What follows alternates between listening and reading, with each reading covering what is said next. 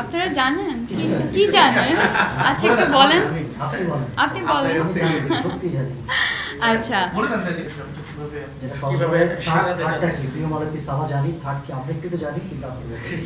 আপনারা জানেন কি জানেন? আচ্ছা একটু বলেন, আপনি বলেন। আচ্ছা টু বি ভেরি অনেস্ট সব সময় আমি এটা বিলিভ করি যখন বলার সময় হবে তখন আমি বলবো। আমার কাজ আমার হয়ে কথা বলবে।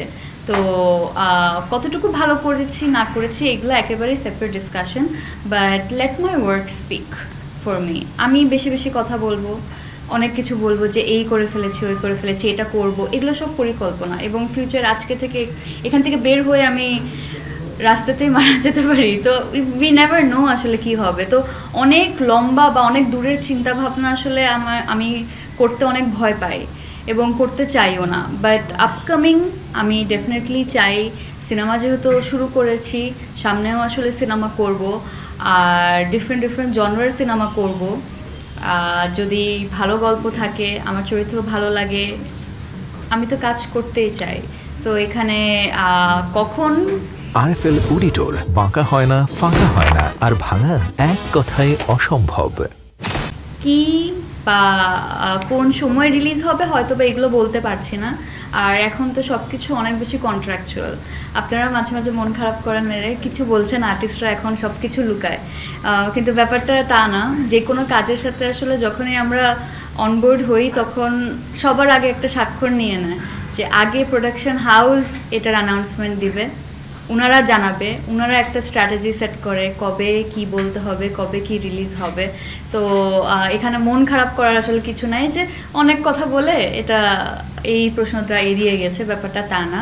অনেক বাইন্ডিংস থাকে, ওই বাইন্ডিংসগুলো মাথায় রেখেই আসলে কথা বলতে হয়। তো সেই জায়গা থেকে ডেফিনেটলি আমি সিনেমা করব ভেরি সুন, সময় হলে এটার অ্যানাউন্সমেন্টও দিয়ে দেবো। Thank you. একটু আগে বলছিলেন যে ওই যে একটা সময় বেশি কাজ করতেন সাংবাদিকরা, এদিন কাজ হচ্ছে না, মানে আসলে আপনি বলতে পারেন যে আপনার যে কষ্টের জায়গা বা ক্ষোভের জায়গাও তো নিশ্চয়ই আছে, কষ্ট আছে। খুব না, আমার কাছে মনে হয় আপনার আমার প্রতি থাকতে পারে, কিন্তু আমার আপনাদের প্রতি নাই। কারণ আমি জীবনে হচ্ছে যাই করেছি বড় ছোট সব কিছুতেই আসলে যখন ওটা ভালো করেছি আপনারা ভালো বলেছেন, যখন অতিরিক্ত হয়ে গিয়েছিল তখনও বলেছেন, সেটা অবশ্যই ভালো ছিল। আমি কিন্তু যখন একটা কনস্ট্রাকটিভ ক্রিটিসিজম আসে সেটাকে খুব ভালোভাবেই গ্রহণ করি। আর উপর উপরে হয়তো ভাব দেখায় যে এটা আমাকে অনেক টাচ করছে না, কিন্তু ভিতরে ভিতরে আমি অবশ্যই চিন্তা করি যে আমি যা করছি এটা কি ঠিক কি না। এটা যদি ঠিক হতো তাহলে এটা নিয়ে আসলে কেউ অন্যরকম চিন্তা করতো না বা নেগেটিভ কোনো কমেন্ট আসতো না। বাট যেহেতু নেগেটিভ এসছে এখানে হয়তো বা আমার চিন্তা করার কিছু থাকবে।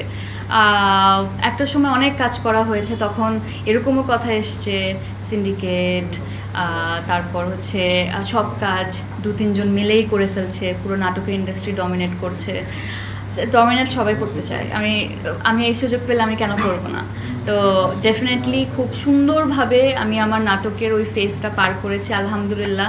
এত ভালো একটা ফেজ গিয়েছে, সবাই যখন আসলে ফোন করে বলতো যে এই গল্পটা করেছে এটা মেজবিনের জন্য, তো এটা অবশ্যই একজন আর্টিস্ট হিসাবে, একজন অ্যাক্টর হিসাবে আমার অনেক ভালো লাগা কাজ করতো। সেই ফেজটা পার করেছি, কিন্তু আমি বুঝেছি যে কোথায় থামতে হবে। এবং যখন আসলে এই কথাটা বুঝেছি তখন আমার মনে হয়েছে অনেক কোয়ান্টিটির উপরে ফোকাস করেছি। ওই কোয়ান্টিটিটাও আসলে বেশি ছিল কারণ আমি এক্সপিরিয়েন্স চাইতাম। ওই এক্সপিরিয়েন্স যদি আজকে না থাকতো হয়তো বা ফিল্মে আমি এক ধরনের অ্যাভারেজ টাইপের কাজ করতাম, অভিনয়ের জায়গা থেকে হয়তো বা অত দক্ষ হতাম না, কিংবা এই লিস্টার ডিরেক্টররা আমাকে ফোন করে বলতো না যে এই গল্প তুমিই করবা, তোমাকেই চাই। ওই কাজগুলো ভালো মন্দ অ্যাভারেজ কাজ, একটু পচা কাজ, এই সব কাজগুলোই করেছি কারণ ওইগুলো থেকে আমি শিখেছি। আমি প্রত্যেকটা দিন আসলে সেটে এই ফিলিং নিয়ে যেতাম যে আজকে কাজটা দিন শেষে কেমন হবে আমি জানি না, হয়তো বা এই কাজের আউটপুটটা একেবারেই জিরো, কেউ দেখবে না, পছন্দ করবে না, বলবে ফালতু।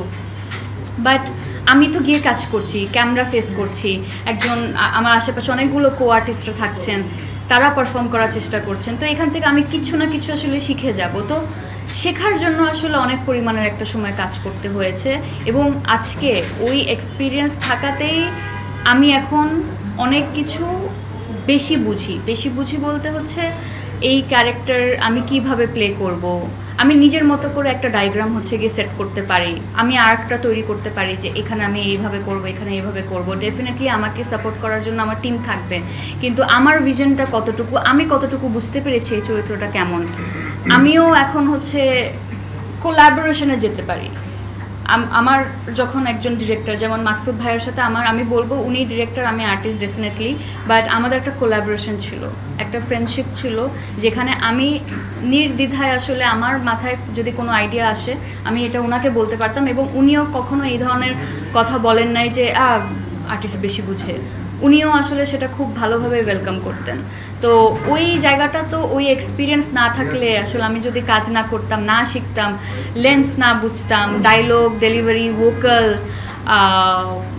কিভাবে আসলে কখন কি সিচুয়েশনটা কিভাবে হ্যান্ডেল করতে হয়, এগুলো না বুঝলে আমার আসলে নিজেরও গ্রোথটা হতো না। তো ওই গ্রোথের জন্য একটা সময় অনেক কাজ করা, যখন আমি বুঝেছি এখন মোটামুটি পারি, এখন একটু চেষ্টা করি নিজেকে অন্য জায়গায় নিয়ে যাওয়ার, তখন আসলে নাটক থেকে ওয়েব ফিল্মে আসা, ওয়েব ফিল্ম থেকে সিরিজ করা, সিরিজ থেকে একটা সময়ে যখন ফিল্মের অফার আসে তখন ফিল্ম করা। তো সব কিছু আমি বলি, যদি ওই নাটকগুলো করা না হতো তাহলে আজকে এখানে আমি থাকতাম না।